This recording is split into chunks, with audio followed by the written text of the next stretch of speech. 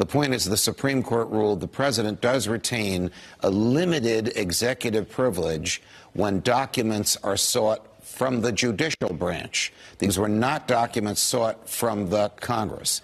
The executive privilege is limited to military, diplomatic, and sensitive national security matters. But where I disagree with my dear friend, I've worked with him and I've testified alongside of him, John Turley, on the significance of obstruction of justice, he is forgetting that the House has the sole, S-O-L-E, power of impeachment. It doesn't need to go to a court for approval. It doesn't need to go to court to get its subpoenas enforced. When the president receives a subpoena, or in this case, Mick Mulvaney, Mike Pompeo receive a subpoena, and they throw it in a drawer, they don't comply or challenge because the president told them to. That is the act of obstruction. You believe the president has committed impeachable offenses? Well, I believe that the Democrats have credibly argued that he committed impeachable offenses. The easiest one, because this existed in Andrew Johnson, Richard Nixon, and Bill Clinton, is obstruction of Congress.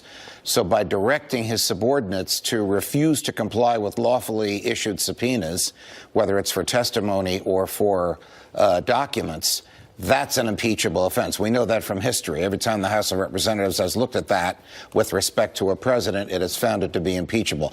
On that, reasonable minds cannot disagree without rejecting history and without rejecting constitutional norms. So if you were in the House, would you vote for impeachment, sir? Yes or no? I certainly would on, well, I'm never going to be in the House, but I would on that count. This is Fox News Judge Andrew Napolitano blowing a major hole in the defense that George Washington University law professor Jonathan Turley, who was called by Republicans to testify to the House Judiciary Committee, presented on behalf of Trump. Turley had claimed that Congress was abusing its power by impeaching the president and that the Trump administration has the right to go to the courts to enforce congressional subpoenas, a claim that is patently untrue. As Napolitano noted, the only entity that has any discretion over impeachment is the House of Representatives. That's it. In other words, there is absolutely no basis for the Trump administration to think that it could defer to the courts to rule on whether congressional subpoenas for any administration officials are enforceable. So while I get that Trump might not like that the Democratic House is actually performing oversight of the executive branch for the first time,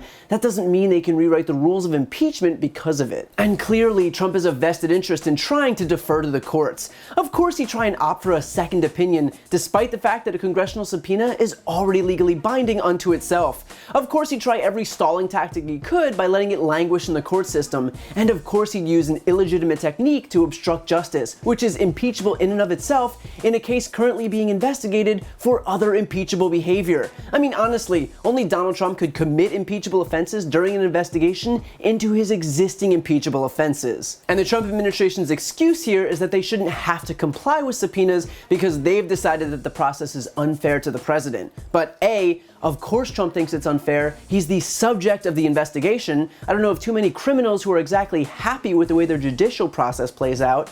And B, if he truly thought it was unfair, you'd think he might want to make his case and be represented. And yet the fact that he's not only refusing to participate, but actually blocking his own administration officials from testifying tells you everything you need to know. The fact is that numerous members of Trump's cabinet have been implicated in his extortion scheme. Gordon Sondland testified, again, under oath, that not only did Trump know about conditioning aid on the announcement of an investigation into his top political opponent, but that his officials all acted at his direction. First, Secretary Perry, Ambassador Volker, and I worked with Mr. Rudy Giuliani on Ukraine matters at the express direction of the President of the United States. We did not want to work with Mr. Giuliani. Simply put, we were playing the hand we were dealt. We all understood that if we refused to work with Mr. Giuliani, we would lose a very important opportunity to cement relations between the United States and Ukraine. So we followed the president's orders. So while White House officials have tried to cast doubt on testimony like this, they're still refusing to testify under oath themselves. In other words, they'll deny responsibility in public, but not under penalty of perjury. I wonder why. The fact is, these officials might think they're doing Trump a favor by failing to comply with congressional subpoenas, but all they're doing is proving the extent to which this administration believes that it's above the law. If the goal of the Trump administration is to try and convince the American people and Congress that the president didn't commit impeachable offenses, it might not be the smartest move to respond by committing yet more impeachable offenses. Then again, making smart moves hasn't exactly been the White House's MO thus far.